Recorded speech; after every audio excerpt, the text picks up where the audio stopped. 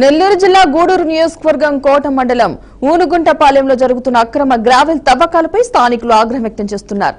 6 వే road పనుల పేరుతో పెద్ద ఎత్తున గ్రావెల్ తరలింపు జరుగుతున్నాయని గ్రామస్తులు ఆరోపిస్తున్నారు. నిబంధనల ప్రకారం నిర్ణీత పరిమితిలో మాత్రమే తవ్వకాలు జరగాలి. అయితే అక్కడ మాత్రం యథేచ్ఛగా కొండలు కుదిలే చేస్తున్నారంటూ మండిపడుతున్నారు. అనుమతుల వివరాలు అడిగితే స్పష్టమైన సమాధానం ఇవ్వకుండా తప్పించుకుంటున్నారని, ప్రశ్నించే వారిని బెదిరిస్తున్నారనే ఆరోపణలు కూడా ఎక్కువగా వినిపిస్తున్నాయి. భారీ యంత్రాలతో రాత్రింబవళ్లు తవ్వకాలు కొనసాగుతూ ఉండటంతో పరిసర ప్రాంతాల్లో పర్యావరణానికి ముప్పు వాటిల్లుతోందని స్థానికులు ఆందోళన వ్యక్తం చేస్తున్నారు.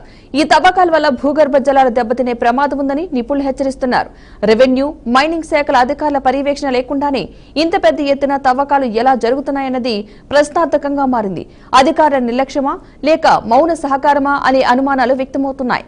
అక్రమ తవ్వకాల వల్ల ప్రభుత్వానికి కోట్ల రూపాయల ఆదాయ నష్టం వాటిల్లుతోందని ప్రజలు ఆరోపిస్తున్నారు. వెంటనే విచారణ జరిపి బాధ్యులపై కఠిన చర్యలు తీసుకోవాలని స్థానికులు డిమాండ్ చేస్తున్నారు. ఇదే అంశానికి సంబంధించిన పూర్తి సమాచారాన్ని మా ప్రతినిధి మల్లికార్జున్ అందిస్తారు.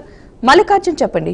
కోట మండలంలోని ఊనుగుంట పాలెం నందు నేషనల్ హైవే పేరుతో ప్రతిరోజు అక్రమంగా గ్రావెళ్లు కొన్ని కోట్లాది రూపాయలకు కొల్లగొడుతున్నారు.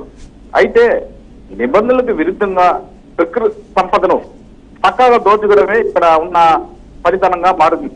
నెల్లూరు జిల్లాలో రోడ్డు గ్రావెల్ మాఫియాతో, భూదంతా మాఫియాతో పుడికి హడలెత్తిపోతుంది. అయితే ఎవరు కూడా వీళ్ళు ప్రశ్నించేవాడు కూడా లేరు.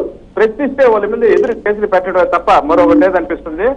అయితే అడిగే వారి మీద అడిగే పొందు కానీ కనిపిస్తే బెదిరింపులు తప్పు అని హెచ్చరిస్తున్నారు. ఇటు రెవెన్యూ కానీ మైనింగ్ అధికారులను కళ్ళు కప్పి ఇదంతా జరుగుతున్న మాకెందుకులే అన్నట్లు ఉన్నారు.